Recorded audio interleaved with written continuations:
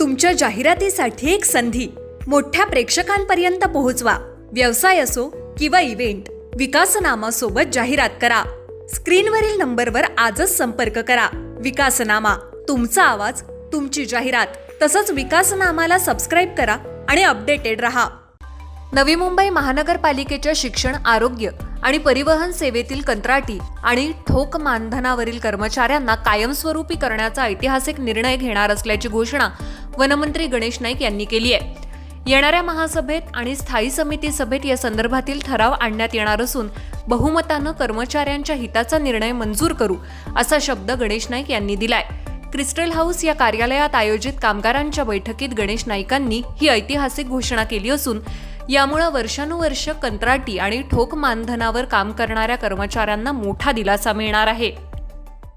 बघा, बाब अशी आहे की ज्यांच्या माध्यमातून शहरातल्या जनतेची जी सोय करायची आहे तो घटकच अतृप्त असला तर खऱ्या अर्थानं जनतेला जो रिझल्ट पाहिजे तो मिळणार नाही।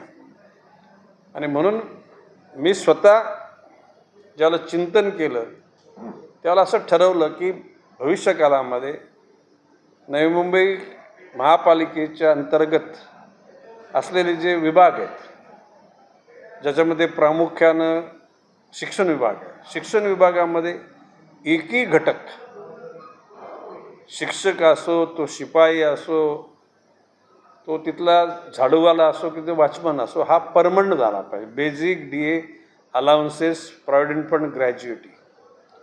शिक्षण विभागानंतर आरोग्य विभाग आहे, त्याच्यामध्ये आया, दाया, वॉर्डबॉय, डॉक्टर्स, हे सर्व परमनंट व्हायला पाहिजेत।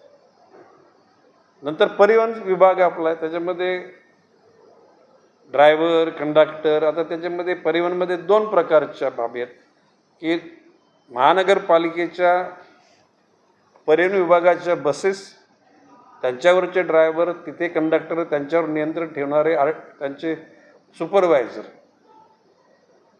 आणि नंतर महानगरपालिकेने पर किलोमीटर दरानं ज्या काही कॉन्ट्रॅक्टर लोकांना जबाबदारी दे, त्यांच्या स्वतःचे ड्रायव्हर, त्यांच्या बसेस, पर कंडक्टर आपले आणि सुपरवायझर आपले। या सर्व गोष्टींचा बारकाईनं अभ्यास करून या महानगरपालिकेच्या सेवेमध्ये असलेल्या, उदाहरणार्थ परत घनकचरा, जे स्वच्छता करणारे जे कॉन्ट्रॅक्टर, कचरा वाहून नेणारे, सुका कचरा, ओला कचरा, त्याच्यावरच्या सुद्धा कर्मचाऱ्यांना योग्य पगार मिळाला पाहिजे, त्याच्यावर नियंत्रण ठेवण्याची भूमिका घेतली। साधारणपणे आजच्या या घटकांना जो पगार मिळतो त्या पगारामध्ये अजून 100 कोटी रुपये वर्षाला वाढ होणार आहे आणि ती वाढ करणं गरजेचं आहे। एरवी आपण नको त्या ठिकाणी पैसा खर्च करतो, तो खर्च करणं काही ठिकाणी अनुचित आहे, काही ठिकाणी उचित आहे, परंतु त्याच्यापेक्षा या सर्व घटकांना समान जीवन जगण्याची संधी देणं गरजेचं आहे। आणि म्हणून आता येत्या कालखंडातल्या महासभांमध्ये, स्टँडिंग कमिटीमध्ये तशा स्वरूपाचे ठराव टाकले जातील आणि मंजूर होतील, जेणेकरून कुठलाही घटक त्या ठिकाणी असा अनरेस्ट, अतृप्तसारखा किंवा कुठेतरी बेचैन राहणार नाही। मी आज त्यांना उद्देशून ज्याला मी माझं संभाषण केलं त्याला सांगितलं की ज्या वेळेला तुमच्यासाठी ज्याला याला माझ्यासारखा समाजसेवक ज्याला हे विचार करतो त्याला तुमच्याकडून सुद्धा कर्तव्याची पूर्ती पूर्ण व्हायला पाहिजे आणि त्यांनी तसा तो शब्द दिलेला आहे। शिस्त निश्चितपणे पाळली जाईल, जनतेला रिझल्ट जे पाहिजे ते मिळाले जातील आणि त्याच्यापैकी अशा म्हणजे उद्याला 12-12, 15-15 वर्ष ठोक पगार, रोख पगार, त्यांची मुलं ज्याला विचारत असतील की बाबा तुम्ही परमनंट का नाही, तर तो काय उत्तर देणार? त्याच्या मुलाबाळांचं भवितव्य काय, त्या स्वतःचं भवितव्य काय?